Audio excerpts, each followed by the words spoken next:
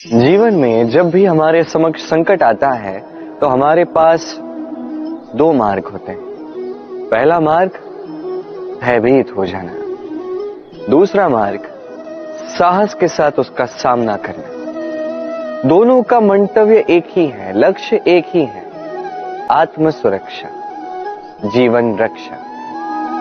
किंतु भय को दुर्बल माना जाता है और साहस को आपका बल माना जाता है। कारण यह है कि भय एक केवल एक प्रतिक्रिया है, वही साहस ये एक निश्चय, एक प्रतिबद्धता है। और साहस के साथ यदि संकट का सामना आप करोगे तो हो सकता है उस संकट का सदा सदा के लिए आप दमन कर दो। क्योंकि संकट जब आता है सर्वप्रथम हमारा द्वंद्व होता है यहां मन। उस संकट का सामना हम यहां करते हैं। यदि इस हृदय को, इस मन को साहसी आप बना दो तो इसमें कभी भय नहीं आएगा और उस संकट का सामना करना सरल होगा, विजय प्राप्त करना सरल होगा। इसलिए निश्चित रूप से साहस अधिक श्रेष्ठ है। जीवन में जब भी कोई संकट आए तो साहस के साथ उसका सामना कीजिए। आप किसी ऐसे व्यक्ति को देखिए जो लकड़ी काटने के इस कार्य में निपुण है या अनुभवी है। अब उसे देखिए, उसका ध्यान सभी लकड़ियों पर नहीं होता, उसका ध्यान होता है मात्र उस एक लकड़ी के एक छोटे से भाग पर जहां से ये लकड़ी काटी जा रही है। और ऐसा वो क्यों करता है? यदि ऐसा वो ना करे तो लकड़ी उचित प्रकार से और शीघ्र नहीं कटेगी। जीवन में भी यही होता है।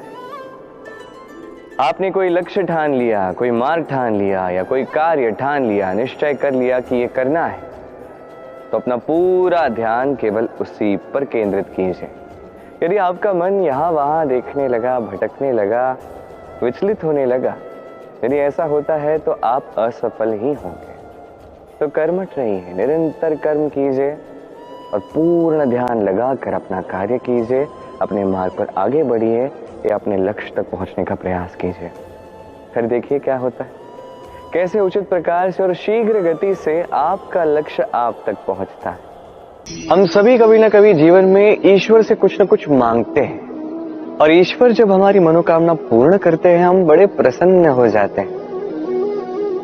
परंतु जब ईश्वर हमारी मनोकामना पूर्ण नहीं करते तब हम सोचते हैं, संदेह करते हैं, क्या सच में ईश्वर है?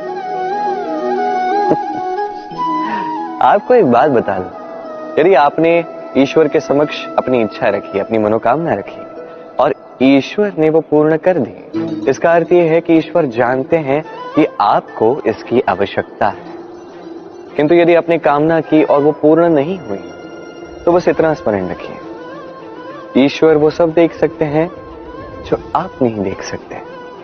दूसरा कारण ये है कि ईश्वर ये बात भली भांति जानते हैं कि जो इच्छा आप रख रहे हैं वो इच्छा आप स्वयं अपने बल पर पूर्ण कर सकते हैं। तो यदि आपकी इच्छा ईश्वर पूर्ण करते हैं तो उन्हें धन्यवाद कहिए। यदि इच्छा पूर्ण नहीं करते हैं तो और भी धन्यवाद कहिए, क्योंकि वो आपके लिए या तो अच्छा कर रहे हैं या तो आपको उतना योग्य समझ रहे हैं कि आप स्वयं अपनी इच्छा, अपने स्वप्न पूर्ण कर सकते हैं। अपना कर्म करते जाइए, जीवन में आगे बढ़ते जाइए। चलना,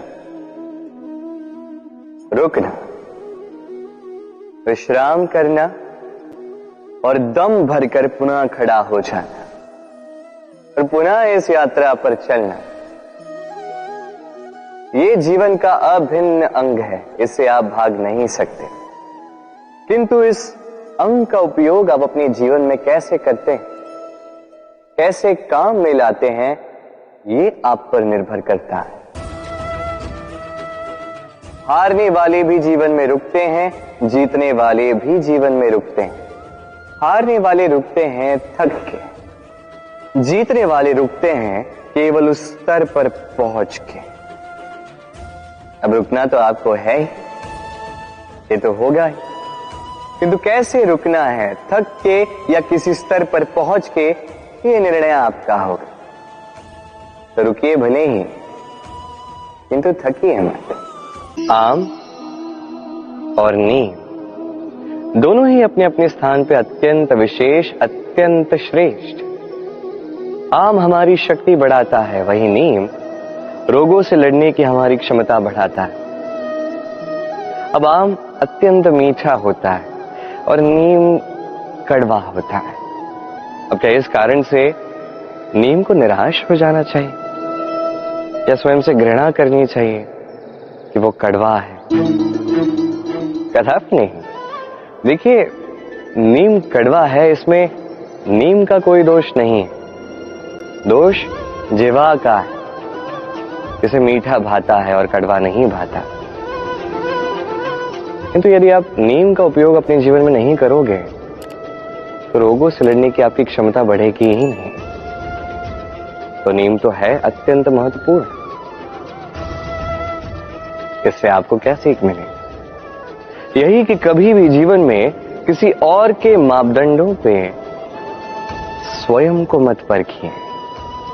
आपकी योग्यता, आपकी विशेषता, आपके गुण अवगुण, ये स्वयं आप समझ जाइए, इतना ही पर्याप्त है। कभी आपने देखा होगा, दीपक तले अंधकार होता है, जो दीपक संसार को प्रकाश देता है उसी के भीतर अंधकार।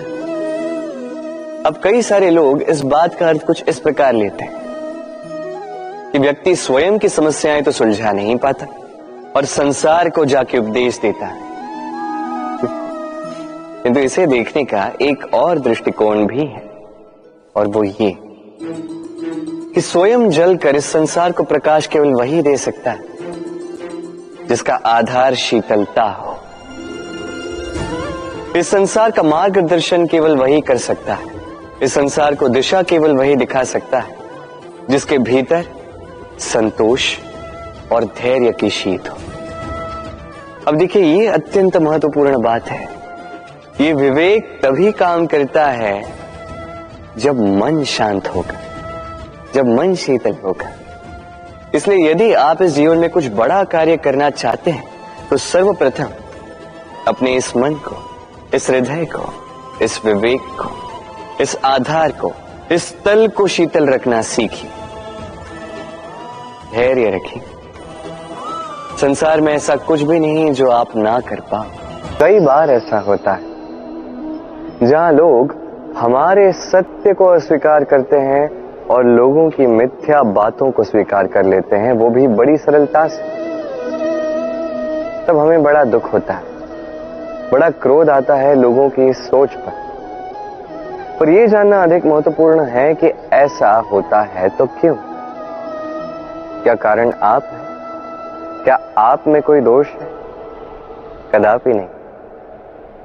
कारण यह है कि सत्य, इस सत्य का मूल्य कहीं अधिक है। इतना अधिक है कि कई बार बड़े से बड़ा धनी भी इसका मूल्य चुका नहीं सकता। वहीं बात की जाए यदि मिथ्या की, तो इसका मूल्य बहुत छोटा है, बड़ी सरलता से इसलिए मिथ्या सब में बिक जाता है। आपका कर्म सत्य कहूं तो ये नहीं कि आप सोचते रहें कि लोग आपको क्यों नहीं समझ रहे, आपके सत्य को क्यों नहीं समझ रहे। आपका कर्म है अपने सत्य के साथ खड़े रहना, सत्य के साथ चलते रहें, क्योंकि सत्य भी उन्हीं के पास आएगा जो सत्य को खोजना चाहते हैं। अन्यथा अधिकतर लोग मिथ्या में ही प्रसन्न हैं। आप कर्म करते जाइए, अपने सत्य के साथ आगे बढ़ते जाइए। सत्य अधिक समय तक छिपा नहीं रहता। संसार के समक्ष एक न एक दिन अवश्य आएगा, और तब भी ये लोगों पर है कि वो स्वीकार करना चाहते हैं या नहीं। कभी जब भवंडर आता है, आंधी तूफान आता है, तब देखिए ये कितना बड़ा स्वर करता है, कितना बड़ा नाद करता है, विध्वंस मचा देता है। जब बाढ़ आती है तब कितना बड़ा स्वर करती है, कितना बड़ा नाद करती है, किनारों को तोड़ के रख देती है। वहीं किसी वृक्ष को देखिए, शांति से खड़ा रहता है, मौन, और अपना कर्म करता है, छाया देता है, फल देता है, कोई बड़ा स्वर नहीं, कोई नाद नहीं।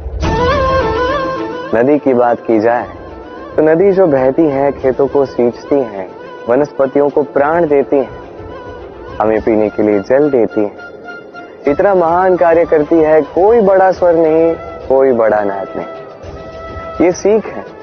इस संसार में जो भी महान कार्य करते हैं मौन होकर अपना कर्म करते जाते हैं, क्योंकि उन्हें पता है महत्व स्वर का नहीं कर्म का। और जो रुद्र का साथ देते हैं, नाद करते हैं, वो केवल विध्वंस मचाते हैं।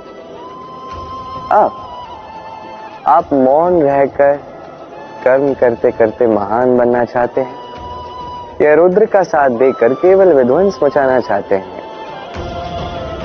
निर्णय आपका है।